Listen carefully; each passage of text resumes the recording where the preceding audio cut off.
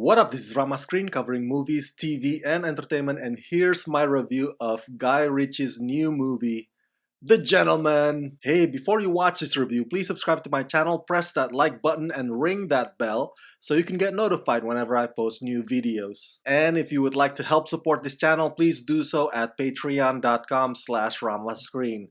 That's patreon.com/ramascreen.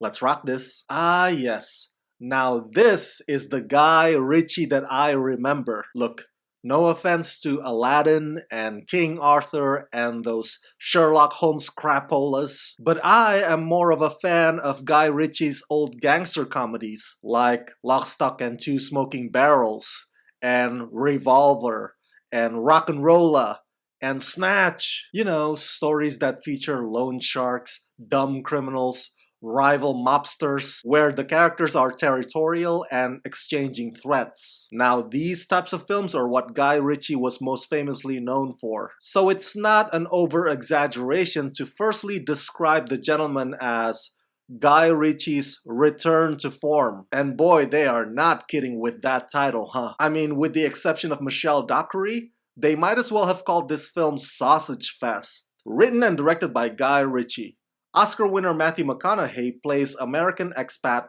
Mickey Pearson, who built a highly profitable marijuana empire in London.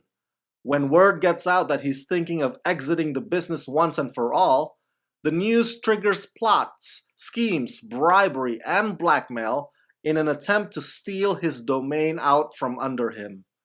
Co-starring Charlie Hunnam, Henry Golding, Jeremy Strong, Colin Farrell, Hugh Grant, and Michelle Dockery. Hell yeah, Guy Ritchie brings back his usual styles. Just like his films that we've seen in the past, The Gentleman cuts from one character's perspective to the next. The big narrator here is Hugh Grant, who performs as both the storyteller, like a tour guide in a museum, and as a representative of us, the audiences, because of the questions that he brings up.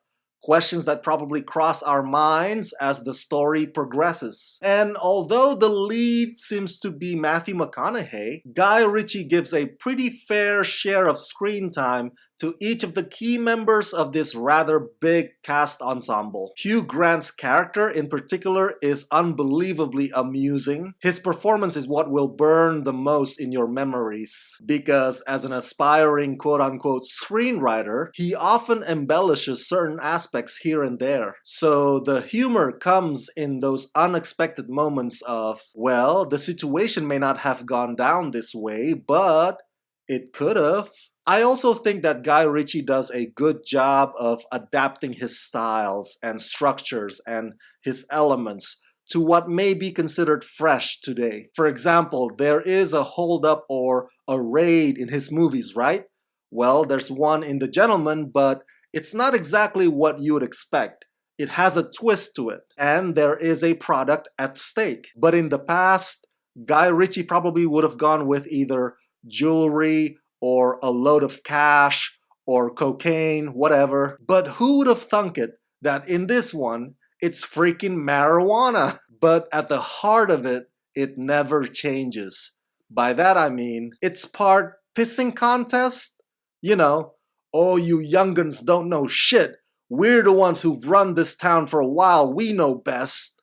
That sort of deal. And it's part a game of figuring out who among these eccentric characters will outwit everybody and come out on top. And that is where Guy Ritchie's storytelling strength lies. Of course, not everything always goes according to plan, which makes The Gentleman all the more entertaining. The Gentleman is a clever action comedy with an endless supply of zest.